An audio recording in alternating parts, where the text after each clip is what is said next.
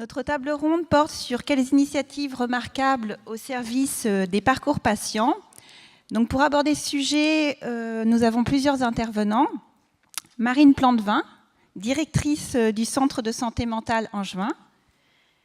André Guanaël-Porce, directeur du Centre hospitalier de Laval, représentant le GHT de la Mayenne et du Haut-Anjou. Mireille Faugère, ancienne auparavant directrice à la SNCF, DG de la PHP et actuellement conseillère maître à la Cour des comptes. Et Raphaël Ivan, donc directeur adjoint des parcours et de l'innovation. L'objectif de cette table ronde, c'est d'interroger, de montrer, à travers des regards croisés du secteur sanitaire, de la psychiatrie, du médico-social, mais aussi du secteur privé, que le GHT, dont un de ses fondements, c'est l'amélioration des parcours patients, permet effectivement d'améliorer la prise en charge, avec une place centrale qui est dédiée à l'usager, notamment au travers des projets médicaux. Alors, Madame Faugère, vous avez évoqué la question de la démocratie sanitaire. Est-ce que vous pouvez nous en parler un peu plus ? J'ai conscience que tout à l'heure, j'ai appelé à redéfinir le terme de démocratie sanitaire. C'est vrai que quand j'étais à l'assistance publique, j'ai eu une impression que l'organisation généreuse qui était à l'origine de cette idée, en fait, fonctionnait assez peu, que c'était des comitologies très lourdes, avec des lieux de partage d'informations, mais qui, en fait, ne débouchaient pas vraiment sur ni des décisions, ni des prises de position vraiment engageantes des acteurs. Et donc, au fond, ce que je voulais dire, peut-être sur les enjeux des parcours, puisque on dit les parcours, on dit qu'on va écouter le besoin de l'usager. La question, c'est on écoute comment ? On écoute dans quel lieu, on écoute sur quelle problématique, qui est-ce qui parle vraiment, parce qu'on a quand même toujours un petit défaut, c'est que ce sont les professionnels qui parlent au nom des usagers et que c'est rarement l'usager lui-même qui parle complètement de son sujet.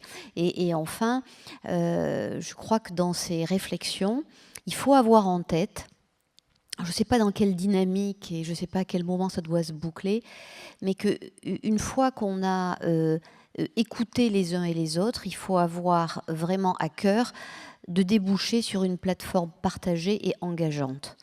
Voilà, je crois que c'est pour faire du progrès, c'est vraiment quelque chose auquel je crois beaucoup. C'est qu'on peut beaucoup critiquer les propositions qui sont faites parce qu'elles sont par nature perfectible. En revanche, on fait vraiment des progrès quand, à un moment donné, tous les acteurs, avec le vrai patient, la vraie personne malade, les vrais accompagnants, arrivent avec les professionnels et ceux qui décident à se mettre d'accord sur une plateforme vraiment. Moi, j'aurais un espoir, c'est de dire moins de groupes de travail, de comitologie dans lesquels on écrit des choses peu engageantes et plus de soucis du temps passé pour déboucher sur des décisions réelles. Alors pour rebondir justement sur cette place de l'usager, au travers de l'exemple du territoire de la Mayenne et du Haut-Anjou, comment le GHT justement participe à l'amélioration des parcours des patients ? Alors pour suivre ce que disait Mireille Faugère, justement, donc, nous avons pu tester en Mayenne une réflexion donc, de concertation citoyenne. L'été 2016, l'Institut pour la démocratie sanitaire, qui est un GIP qui d'ailleurs, je crois, n'est toujours pas approuvé, qui regroupe la FHF, le CIS et l'École de la santé. Il y a eu un appel d'offres au niveau des GHT pour tester, faire cette expérimentation des démocraties sanitaires dans le cadre de la mise en place des GHT et en particulier de l'élaboration des projets médicaux partagés. La FHF souhaitant intégrer les démarches et les réflexions de la population à l'élaboration du PMP. Alors nous avons, candidaté, on a été sélectionnés, ce qui a été une très bonne chose. Et donc nous avons abouti, c'était le 4, 5 et 6 avril de l'année 2017. Nous avons donc fait 3 réunions publiques sur 3 lieux différents, donc pour être assez représentatif, donc Mayenne, Cran et Laval. Alors nous avons eu une centaine de personnes, c'est pas énorme, on aurait bien aimé avoir plus, mais comme c'était des réunions qui étaient à 20h30 jusqu'à 23h, et que c'était vraiment la population qu'on souhaitait avoir, donc il fallait aussi expliquer l'intérêt de la démarche. Or, la population ne sait pas ce que c'est qu'un GHT, expliquer ce que c'est que ce bazar, tant que c'est pas préparé, quand on ne sait pas exactement vers quoi on va, eh bien c'était quand même assez difficile donc, de donner envie à la population, mais il y en a quand même une centaine qui sont venus. Et donc on les a regroupés, donc après avoir préparé avec un cabinet spécialisé, on les a regroupés en ateliers de 6 à 8 personnes et on leur a posé des questions. Et donc c'est à la suite de ces questions que nous avons pu échanger sur certaines thématiques. Alors peut-être en conclusion, sur ces thématiques, donc par rapport au parcours, ce qui est assez étonnant, c'est qu'ils ne nous ont pas du tout parlé de craintes ou de difficultés par rapport au GHT. Ils considéraient que c'était relativement intéressant de se regrouper. Ils voulaient surtout savoir si on allait pouvoir mieux recruter des médecins généralistes et des médecins spécialistes. C'était surtout ça d'abord la première des bases. Et puis après, je dirais qu'il y a 4 types de remarques ou d'observations très simples, très basiques, qui nous ont été dites. Alors, le premier point, c'est la communication entre le médecin généraliste et le médecin spécialiste. La population qui n'était pas nécessairement un usager, disant, moi, quand je vais chez mon médecin traitant, j'aimerais bien que mon médecin puisse, quand je suis dans le cabinet, appeler directement le médecin spécialiste pour avoir un avis. Voilà. Donc ça, c'était la communication très simple entre le médecin généraliste et le médecin spécialiste. Après, une deuxième remarque forte autour du parcours, c'est l'accès aux soins simple et rapide. Je veux pouvoir téléphoner une secrétaire pour pouvoir prendre un rendez-vous. Je veux donc pouvoir éviter de passer par un circuit administratif. Ce que je veux, c'est aller directement avoir mes soins et que je n'attende pas 107 ans que l'on me rappelle, que je ne tombe pas sur le répondeur téléphonique qui va, au bout d'une demi-heure, va décrocher, etc., etc. Donc c'était vraiment donc, la rapidité et la simplicité. Et puis, on nous a également beaucoup parlé, dans le cadre de ce parcours, sur le déplacement. Alors, peut-être que dans la Mayenne, il y a un peu plus de difficultés de déplacement, mais en tout cas, dans la plupart des territoires, c'est le même cas. Comment je vais faire pour me déplacer si ce n'est pas à côté de chez moi et si je n'ai pas de voiture? Comment je vais faire si je sors des urgences à 21h, 22h et qu'il n'y a plus de taxi? Je ne serai pas pris en charge, donc je vais demander à l'hôpital de me garder une nuit. Donc, comment je vais faire si je suis en EHPAD et que l'EHPAD ne peut pas venir me chercher donc, au sortir de mon séjour. Donc des questions de déplacement très très simples également qui peuvent entraîner des ruptures. Et puis une dernière remarque qui était forte aussi, c'était la population souhaitait qu'à l'hôpital, on prépare le retour à la maison. Je me souviens la formule de cette personne qui avait dit je veux savoir comment je vais rentrer à la maison, comment est-ce que vous allez me préparer, et je voudrais savoir assez rapidement quand je vais partir. 4 exemples simples qui ensuite qu'on a transmis aux membres des groupes. Et j'imagine que cette évaluation des besoins ensuite était intégrée au PMP. Alors oui, mais les groupes n'ont pas nécessairement pris ces sujets-là. Parce que les groupes de travail, donc d'abord commençaient par échanger, parce qu'il fallait d'abord que les groupes de travail se parlent. La plupart des médecins ne se parlaient pas ou se parlaient peu. Donc il fallait d'abord travailler sur des thématiques qui n'étaient pas des thématiques entre nous, entre hospitaliers, entre professionnels. Alors, certains groupes, notamment sur le handicap par exemple, ont abordé ce sujet. Et puis dans notre GHT, on a un projet médico-soignant partagé et on a une part importante sur le rôle du médecin généraliste puisqu'on a des hôpitaux locaux qui ont poussé à ce que les médecins généralistes intègrent des groupes de travail. Donc pour l'instant, les groupes n'ont pas intégré réellement donc, ces demandes.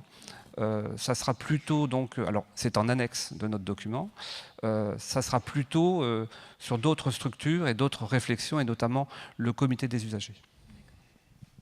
plus à travers le comité des usagers que le PMP dans un premier temps. Et au niveau du secteur de la psychiatrie, comment justement la place des usagers a été prise en compte ?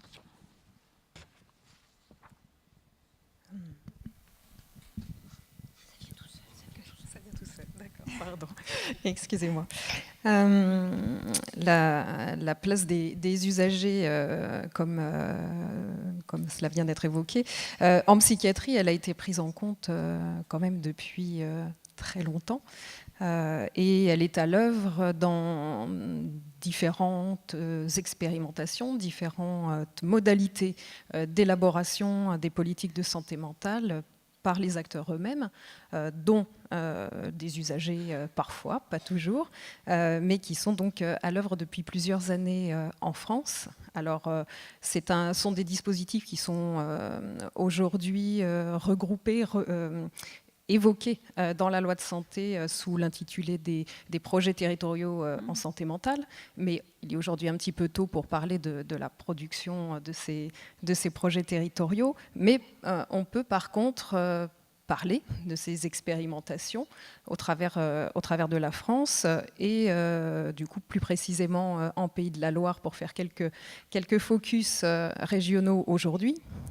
Et donc je vais en citer. Je sais que dans la salle, certains représentants pourront préciser mes propos ou les corriger s'ils sont faux, mais en région, on a pu, au travers de groupements de coopération sanitaire en santé mentale en Vendée, également en Loire-Atlantique, intégrer la parole et le rôle des usagers.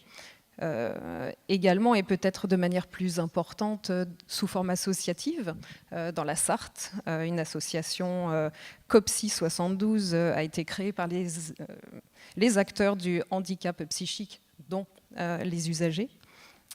Également un autre dispositif très différent sous sa forme en Maine-et-Loire, le comité départemental en santé mentale, qui lui effectivement plus institutionnel, avec la préfecture, les différents établissements sanitaires du département, les forces de l'ordre, la DTARS, mais également des usagers se sont penchés sur l'organisation de dispositifs spécifiques à la santé mentale dans le département.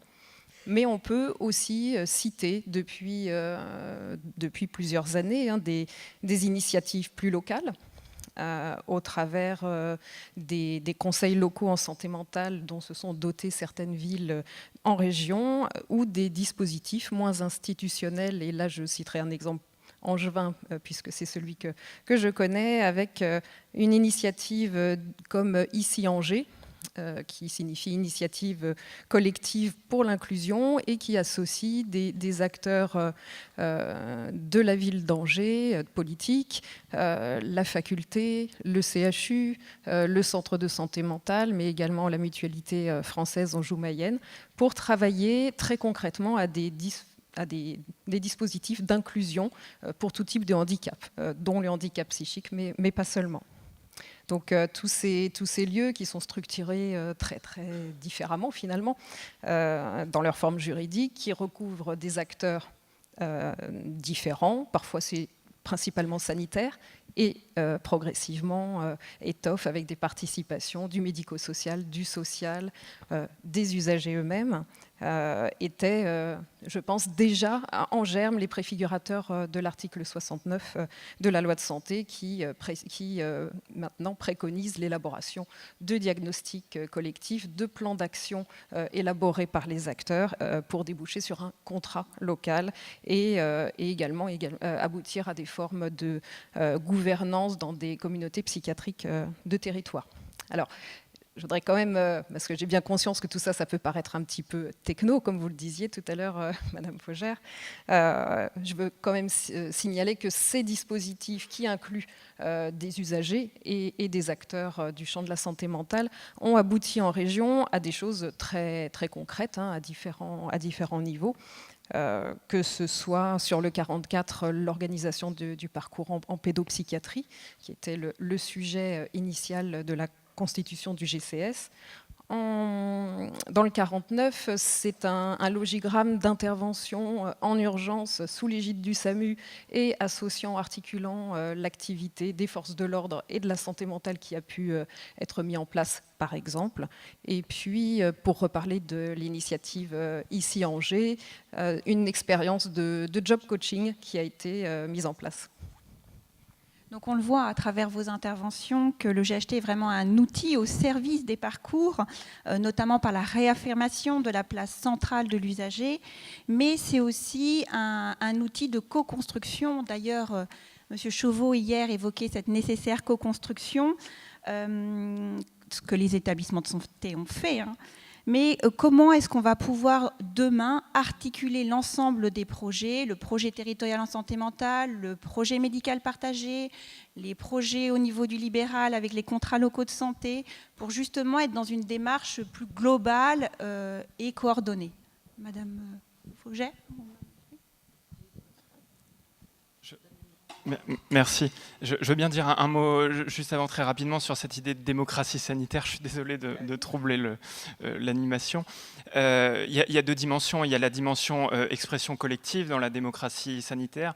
Là, je pense qu'effectivement, les institutions telles qu'elles existent ou les expressions trop larges posent un problème, parce que ce sont toujours des représentants ou les personnes qui s'expriment qui sont quasiment experts, ultra spécialistes et sont de fait institutionnalisés, ce qui, pour interroger l'institution, peut poser problème. Et là, on est à l'inverse de la logique d'innovation.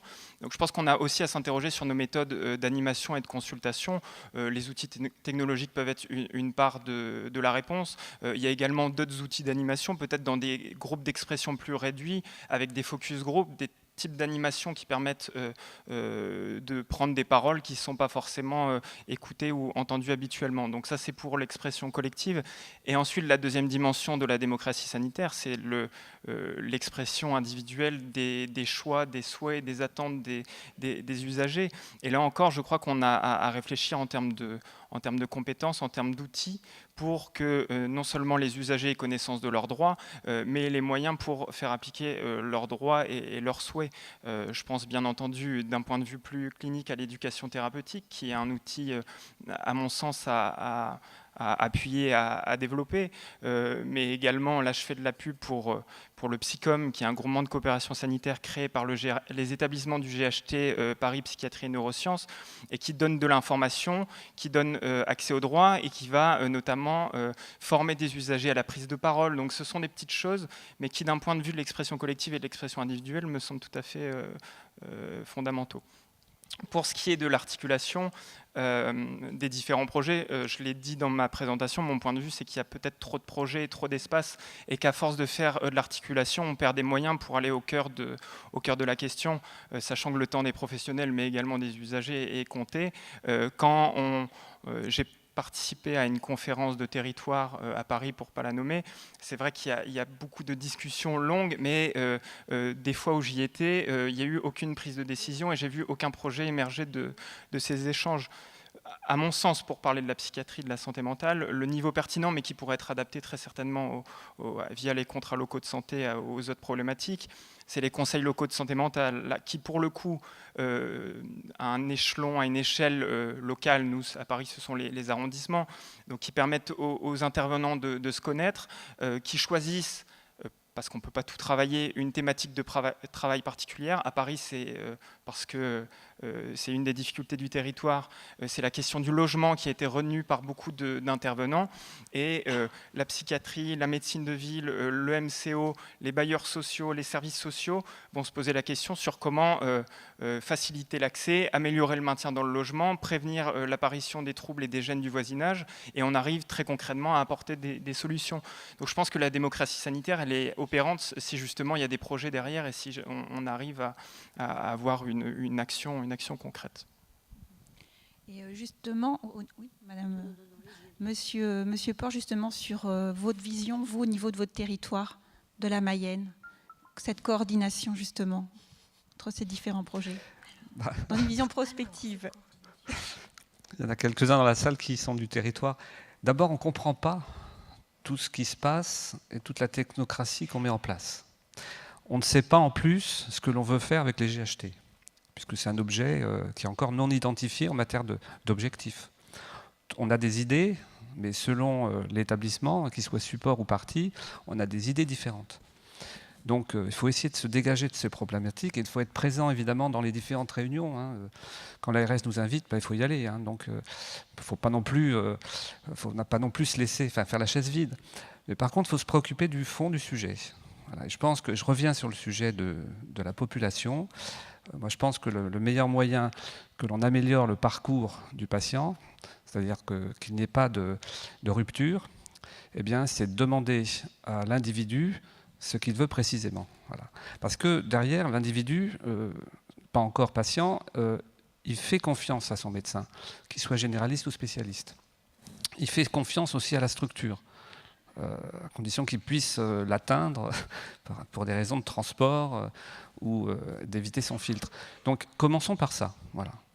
Moi personnellement, sur l'histoire de la santé mentale, je ne comprends rien du tout au niveau du projet territorial de santé mentale par rapport au groupe de travail santé mentale que le GHT a monté et qui d'ailleurs a démobilisé totalement les médecins de santé mentale du GHT en se disant de toute façon on va attendre que le projet territorial de santé mentale se monte en place. Et le résultat final, c'est que pour l'instant, je ne sais pas. Voilà. Donc effectivement, la crainte, c'est un peu le millefeuille au final, sans coordination réelle à ce jour. Madame Faugère, vous voulez... Mais peut-être, allez-y. Oui, ça me paraît important de pouvoir parler maintenant et pouvoir éventuellement en partie répondre à l'intervention d'André Gonouel. Je crois que cette question de l'articulation, elle est effectivement primordiale. Alors je partage tout ce qui a été dit, à la fois sur le millefeuille et puis également sur le rôle futur des conseils locaux, ou le rôle déjà existant d'ailleurs dans certains lieux, des conseils locaux de santé mentale. Je crois qu'il faut percevoir que cette question de l'articulation, ça a été justement une des craintes de la psychiatrie initialement, au moment de toute la discussion sur la loi de santé, la crainte que l'article 107, donc le GHT, ne supplante l'article 69 et donc tous les dispositifs plus larges, moins sanitaires que celui qui semblait devoir découler de l'article 107. Je pense que malgré tout, rien n'est impossible. Alors c'est vrai qu'on a été un peu tétanisés, nous aussi, au départ, par ça, qu'on s'est posé la question de qu'est-ce qu'il faut faire avant. Bien entendu, il faut d'abord faire le projet territorial de santé mentale. Bon, le calendrier n'a pas été celui-ci et on n'en a pas eu le choix. Donc, moi, je peux témoigner dans l'élaboration qui a été la nôtre dans le Maine-et-Loire.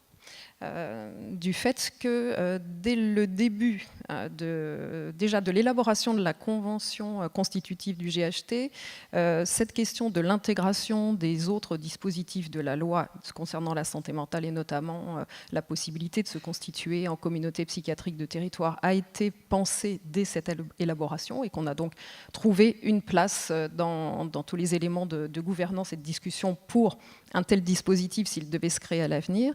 Et puis, peut-être plus concrètement, dans l'élaboration du projet médical partagé, on se rend quand même vite compte que les acteurs du sanitaire, de la santé mentale, vont participer à l'élaboration des projets territoriaux de santé mentale. Et donc cette articulation, elle se fait quand même naturellement, intuitivement. Il est clair que les sujets sur lesquels on a orienté la discussion pour la filière psychiatrie du PMP, on avait déjà en tête les sujets qui seraient très certainement au cœur des discussions territoriales, parce que, comme je vous le disais tout à l'heure, en fait, cette discussion territoriale, cette coélaboration, elle existe déjà.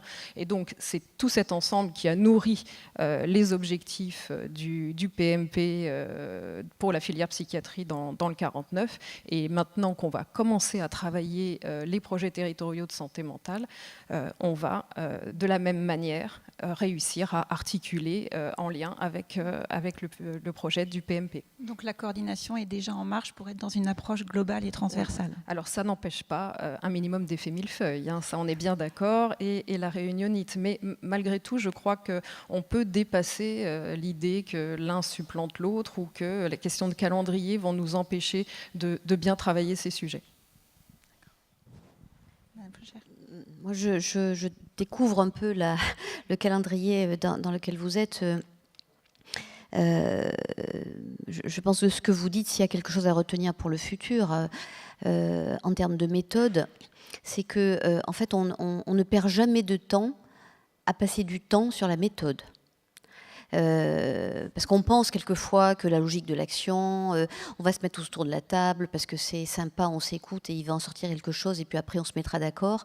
C'est la fausse bonne idée. Je parle un peu d'expérience par rapport à tout ce que vous dites, du temps précieux du professionnel et des personnes, et que si on peut éviter d'avoir des coûts de transaction trop importants après pour rabooter tous les groupes, le travail sur la méthode avant, c'est une responsabilité, à mon avis, à la fois de très haut niveau de ceux qui font les lois, les textes, etc. Elle est quand même très importante. C'est-à-dire comment on décide de travailler et que on se pose toutes les questions pour savoir comment on va résoudre les conflits. Avant d'être, c'est discuter sur l'enveloppe avant d'être complètement dans le contenu. Et ça, c'est pas du temps perdu. Enfin, voilà, vraiment. Autrement, après, ça se paye assez cher. Et je trouvais que dans le témoignage que vous donniez sur les bonnes idées concrètes pour sortir, c'est-à-dire pour se faire comprendre auprès de professionnels partagés et puis auprès d'usagers ou de leur famille, je trouve que cette histoire de logigramme autour d'une problématique, c'est extrêmement pédagogique. Parce que c'est simple, que tout le monde comprend et qu'on peut vraiment poser la question de pourquoi on a décidé de faire comme ça et que ça devient extrêmement lumineux et je pense que c'est vraiment efficace. Enfin, moi, je l'ai pratiqué dans un autre domaine, la question du logigramme. Je vous donne juste une petite parenthèse pour vous montrer une expérience qui s'était passée à la SNCF quand on a créé IDTGV. Je ne sais pas si vous vous souvenez, IDTGV, c'était grosso modo ce TGV. On achetait complètement sur Internet son billet et tout ce qui n'avait pas de valeur pour le client, on le faisait, le client ne le faisait plus. Donc on achetait sur Internet et donc le contrôle du billet se faisait à terre et donc à bord, le contrôleur n'avait plus à contrôler. Et ce qui était formidablement confortable pour le voyageur a été complètement angoissant pour le contrôleur, qui nous a dit « Mais attendez, vous avez vu comment on s'appelle ? Nous, on s'appelle contrôleur déjà. » Donc on leur avait changé le nom, hein, on avait dit personnel d'accueil, blabla. Mais enfin, eux, ils se vivaient comme un contrôleur, ils avaient été embauchés pour ça, ils avaient été formés pour ça, et on leur disait « Maintenant, c'est formidable, il n'y a plus à contrôler à bord. » Mais panique ! Qu'est-ce que je vais faire du temps de parcours ? Mais ils étaient paniqués. Et la seule façon qu'on a eue de les réinstaller dans la relation professionnelle, c'est de faire un logigramme. Ce que vous dites, c'est-à-dire, on faisait l'expérimentation, la première sur Paris-Marseille, et on l'a décrit, mais scolairement, tous les quarts d'heure, ce qu'ils allaient faire. Le premier quart d'heure, tu vas partir, tu vas faire une ronde dans le train. Le deuxième quart d'heure, tu vas prendre la parole. Et puis après... Et donc ça a été, pendant tous les premiers mois, voilà, un truc très scolaire où on avait vraiment besoin de leur dire quart d'heure par quart d'heure. Voilà, maintenant, ils sont complètement décontractés, ils font un temps extrêmement précieux, avec beaucoup d'initiatives, du temps qu'ils passent à bord, à ne plus être dans la relation d'ailleurs de flic vis-à-vis du voyageur. Mais pour leur permettre de se décontracter et de réinventer leur métier, il a fallu passer par quelque chose de très cadré, parce que dans les métiers du service, et je pense qu'on est dans les métiers du service, c'est extrêmement rigoureux. Il y a des faux amis. On pense que dans les métiers du service, c'est le contraire de l'industriel. L'industriel, c'est très rigoureux. Le métier du service, c'est de l'humain, mais pas du tout. Le métier du service, c'est extrêmement protocolisé, c'est extrêmement décrit et ça rassure tout le monde. Donc je faisais un peu cette parenthèse parce que je pense qu'il y a des manières de faire qui sont très rassurantes et très pédagogues. Voilà. Alors l'objectif de cette table ronde, c'est de pouvoir aussi interagir avec la salle. Alors est-ce qu'il y a des questions ?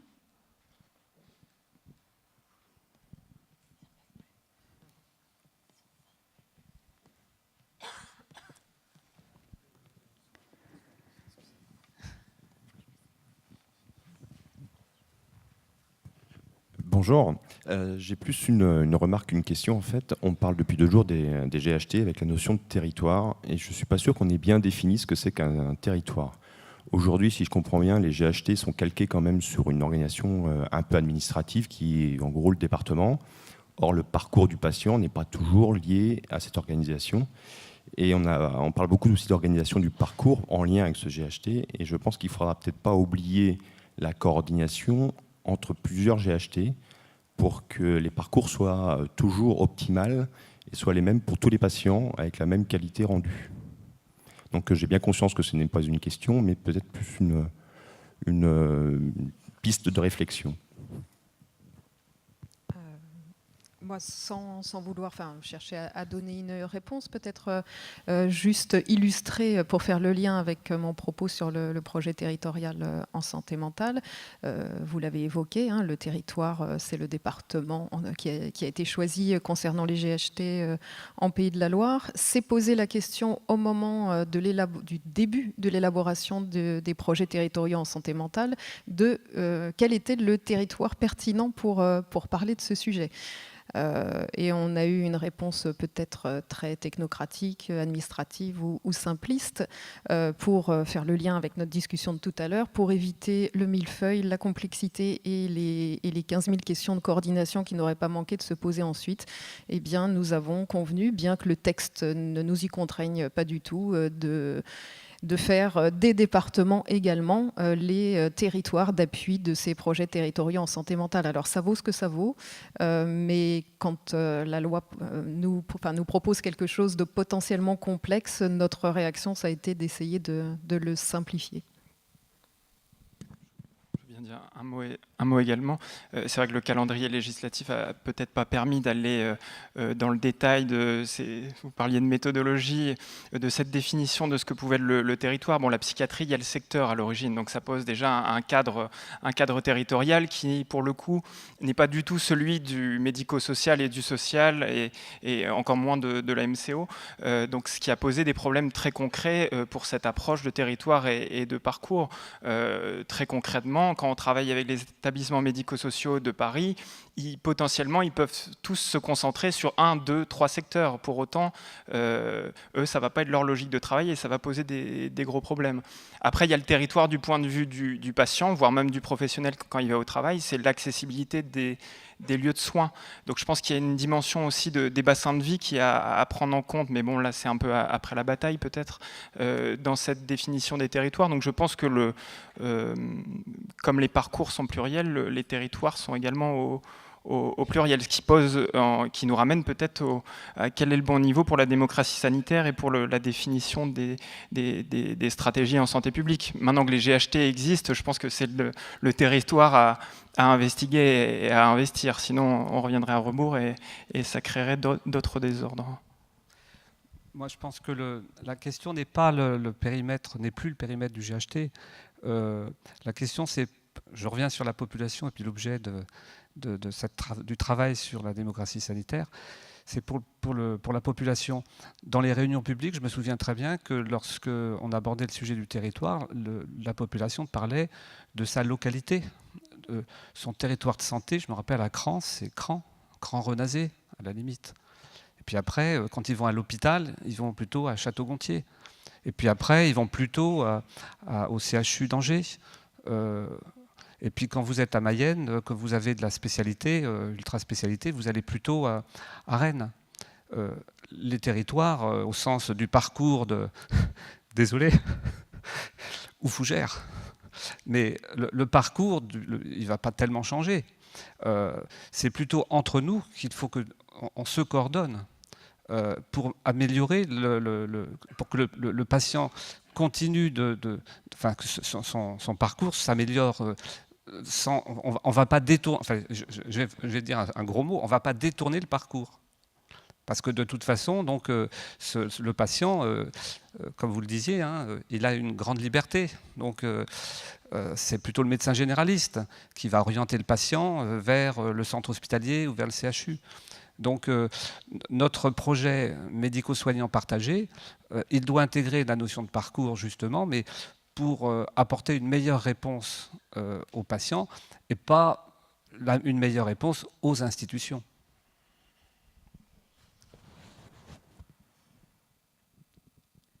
Pas d'autres questions ?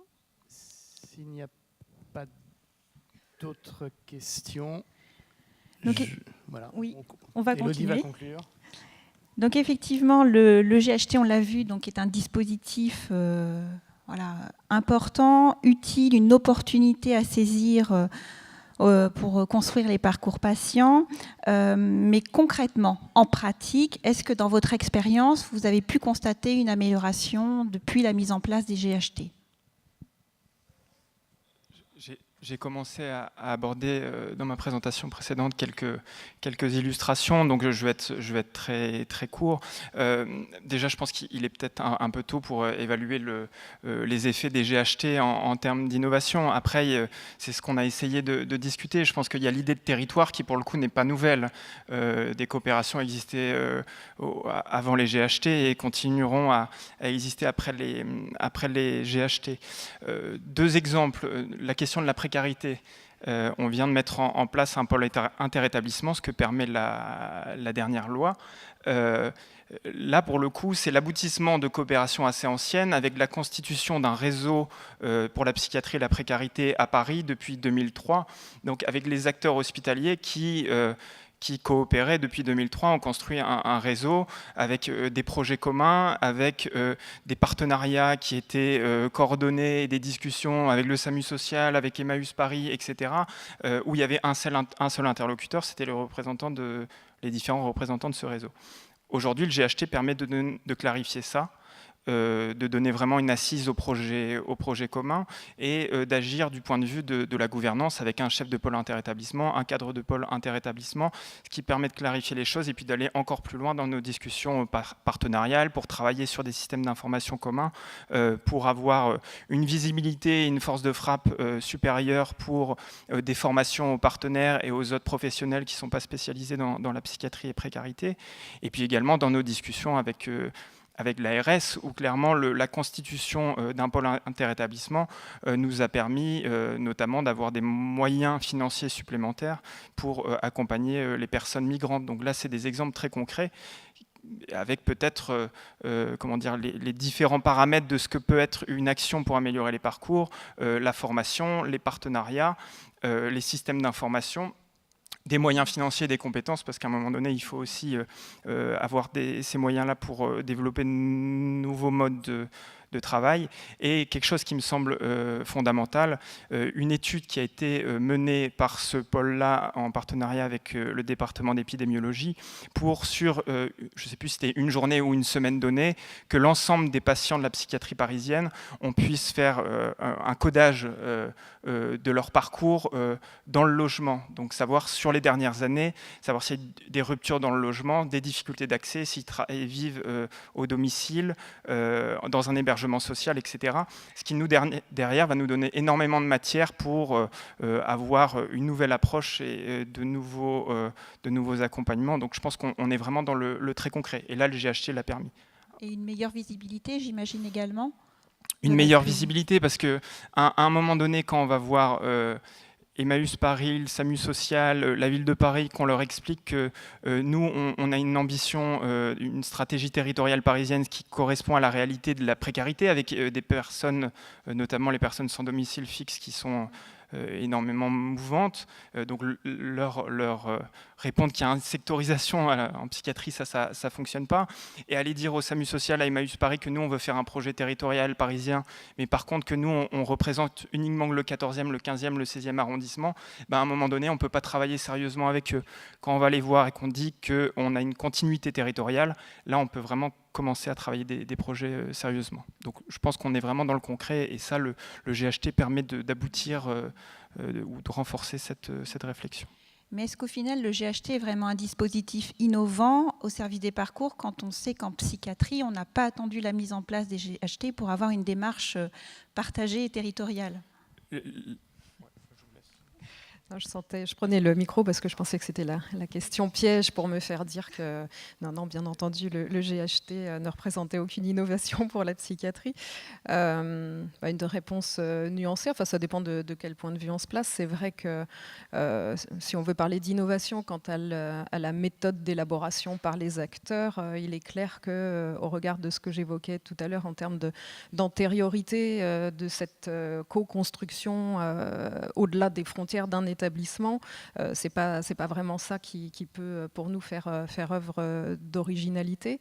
Cela étant dit, mais là le propos est forcément très différent en fonction du GHT dont on parle quand on est d'un établissement de psychiatrie, et très clairement nos expériences entre Raphaël Yvain et moi-même sont forcément très différentes, mais concernant le Sésame au sein du GHT Maine-et-Loire, il est vrai que l'expérience GHT a permis, sous l'angle de ce dialogue entre acteurs, une forme de première en ce qu'il réunissait justement des acteurs du sanitaire, là où de notre côté, nous avions bien plus l'habitude de travailler à l'élaboration de politiques d'accueil, de politiques de santé pour nos usagers, avec le social, le médico-social et tous autres professionnels ou institutionnels sur le territoire.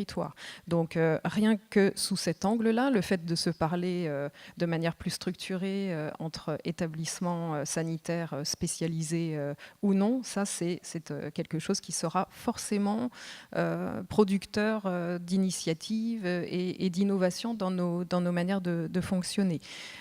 Bien entendu, on voit une porte qui s'entrouvre dans le lien avec les soins somatiques. Quand on est établissement de santé mentale, ça va être un champ de travail collectif où là, j'espère, nous aurons des projets communs au bénéfice du parcours de nos patients. Et également, pour reprendre ce que Raphaël Yvain évoquait tout à l'heure dans son intervention, c'est le champ de la recherche qui probablement doit pouvoir trouver pour la psychiatrie un essor. Alors, au sein du GHT, bien sûr, pas qu'au sein du GHT, mais c'est une première pierre pour une discipline où effectivement l'association des cohortes de patients peut être compliquée en fonction des organisations territoriales de la psychiatrie. Vous partagez ce point de vue, Monsieur Porce ?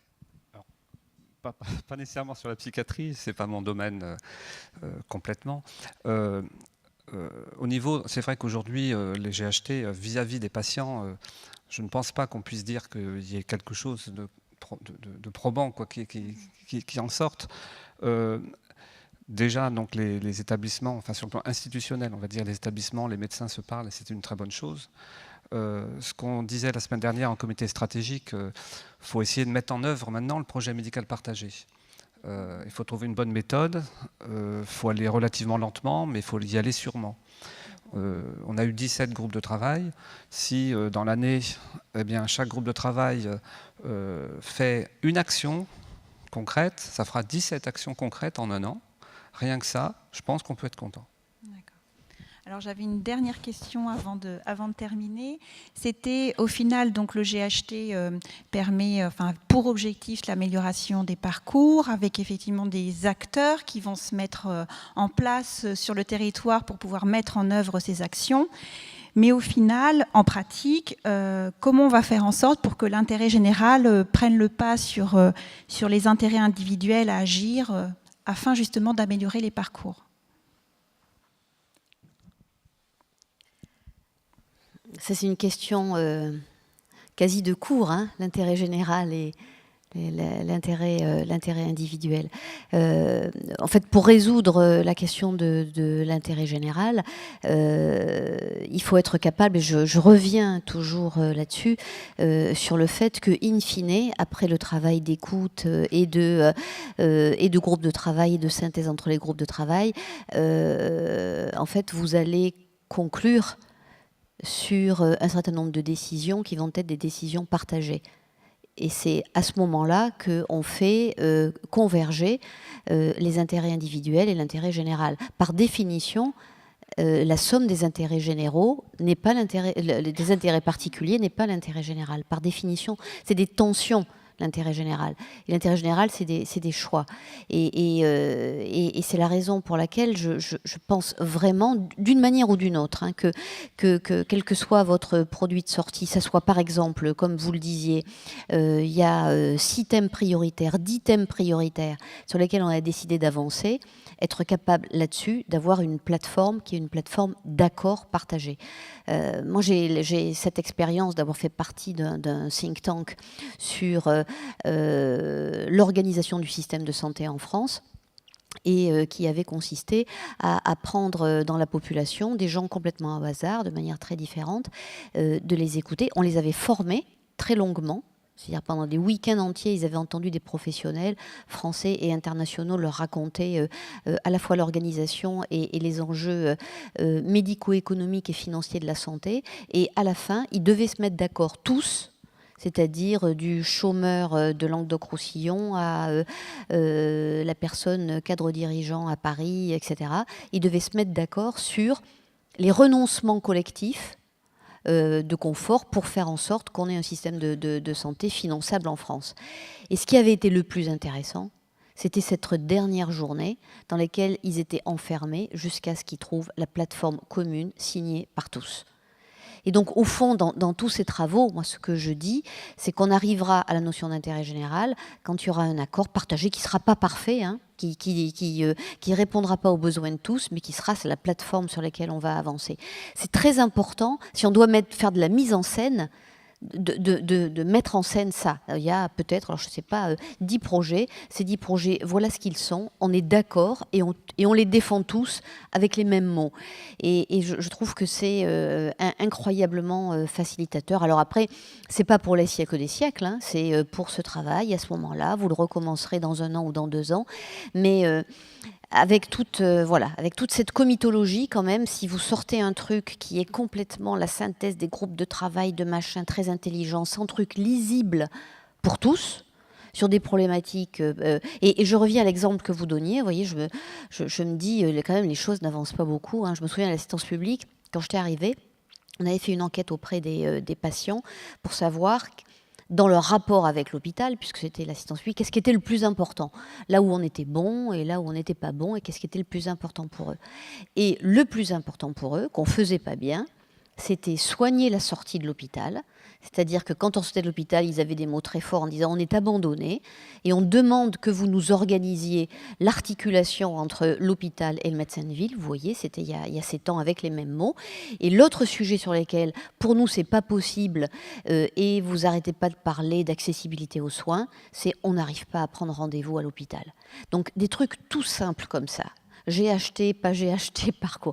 Si vous arrivez à résoudre le fait qu'on arrive à prendre rendez-vous à l'hôpital, quand il y a besoin de prendre rendez-vous à l'hôpital, que ce soit avec le médecin généraliste, soi-même, etc., et qu'on arrive à passer d'une structure à l'autre sans avoir l'angoisse je vais être tout seul face à un dossier médical auquel je ne comprends rien, mais avec un système qu'il a pris en charge, je pense que les GHT auront fait faire un pas de géant.